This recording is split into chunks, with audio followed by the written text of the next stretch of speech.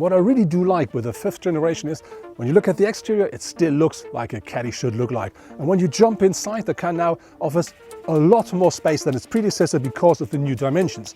On top of this, you get new driver assistance safety systems and state-of-the-art infotainment, and the two of them are on a level like with the actual Volkswagen Golf. And then you do find very nice and modern engines, and on top of this a completely new suspension. And that one now is so comfortable that when you're driving the car, it no longer feels like a commercial vehicle, but a lot more like a very comfortable standard passenger car.